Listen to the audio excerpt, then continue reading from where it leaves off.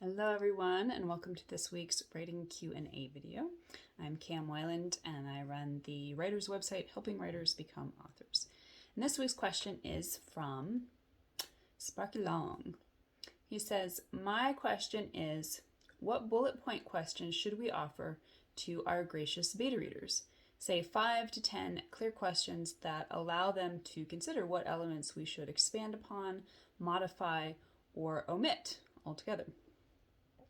So I think this is a really good practice because a lot of, particularly depending on what kind of beta readers that you're dealing with, some of them may be writers and may know exactly what is useful, but particularly if they're inexperienced or they write a different genre, or maybe they're not actually writers, then it can be really useful to have a list of questions to kind of set them up and guide them to what information is actually most helpful to you.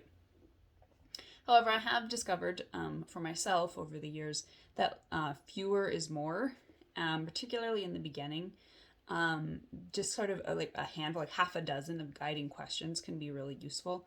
But more than that, when they're actually reading the book, mostly they just get lost.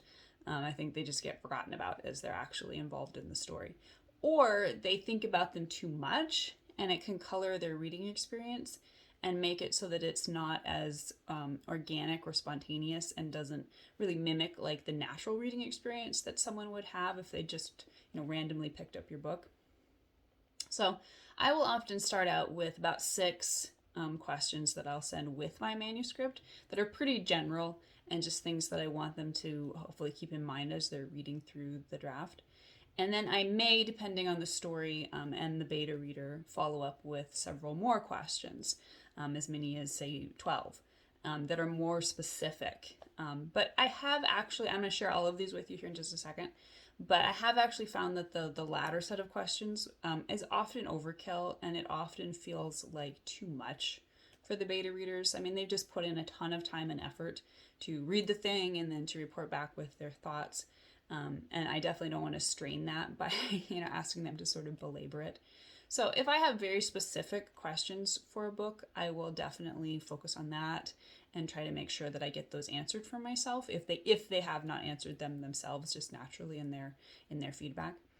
But I will start with the basic general questions and just make sure that those ones are getting hit. And then just basically hope that I'm getting their natural feedback that they would give if they were reading the book without any pressure, that they know the author and are trying to, be helpful. But like, what's your natural response to this? Anyway, I have an article on my site, which you can find and I will link to here. It's called 17 Questions for Critique Partners, and it lists all these questions so you can find them easily.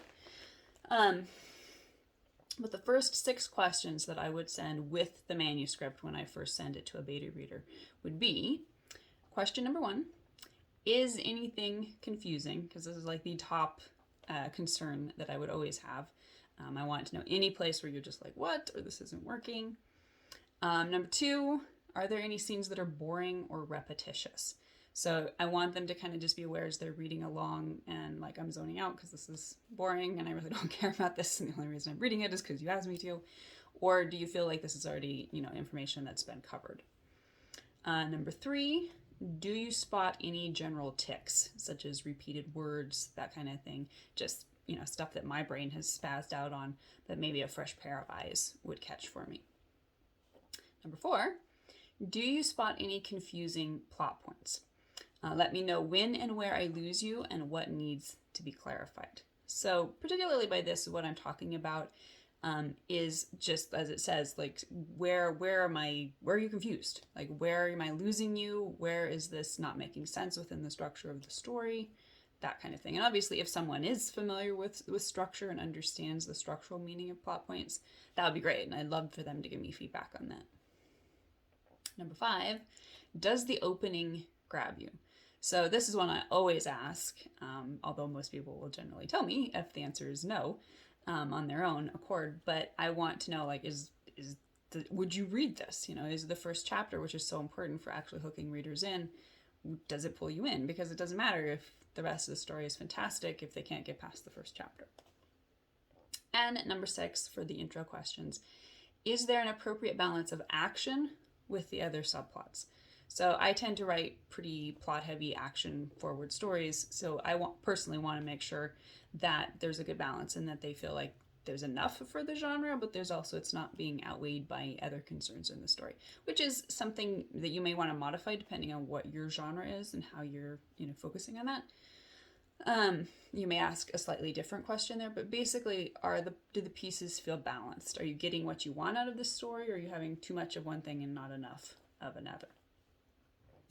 And then after they've finished reading the book, if I feel it's necessary, for my own sake or just because their feedback was maybe a little unfocused, I will ask a few more questions, and I'll just read through these. There are 17 of them.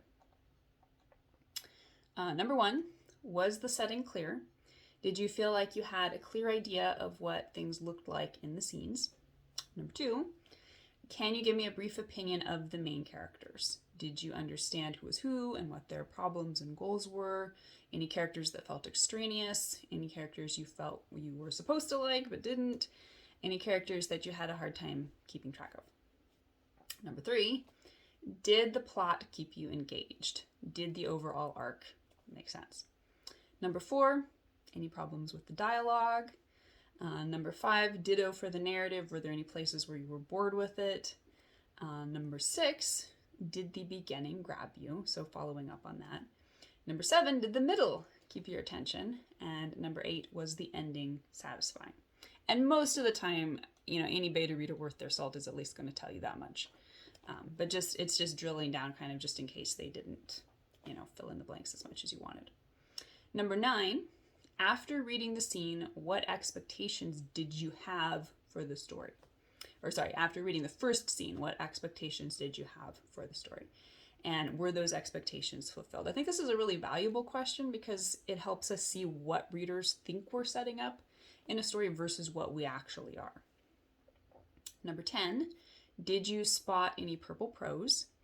Number 11, did the action rise appropriately or did it move too abruptly? Number 12, was it repetitious or overlong? Can you think of anything that would be good to cut? Is there any place I need to trim some fat and include less information? I tend to overwrite, so that's a good question for me. If you underwrite, you might want to ask where you could flesh things out more. Number 13, did you understand the themes and did they become more complex and interesting as you read? Did the character arcs express the themes well? Number 14, was the climax both inevitable and yet unexpected? Number 15, was the story easy to follow? Was there any place where it was confusing or I lost you? And number 6, does the overall tone welcome you or is it off-putting in any way? Does it fit the story and what it's trying to do? And number 17, was there any point at which your interest faded?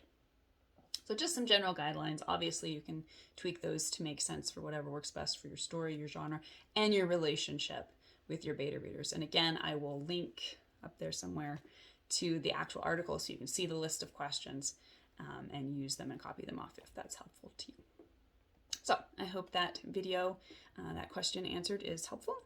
And thanks for watching. If you enjoyed the video, please consider interacting with it some way, either by commenting or liking, just to let YouTube's algorithm know that you liked it. And if you'd like more information about all this stuff, be sure to visit me at helpingwritersbecomeauthors.com. I post lengthy articles every week that goes deep dives into all of this stuff. And yeah, I will see you next week.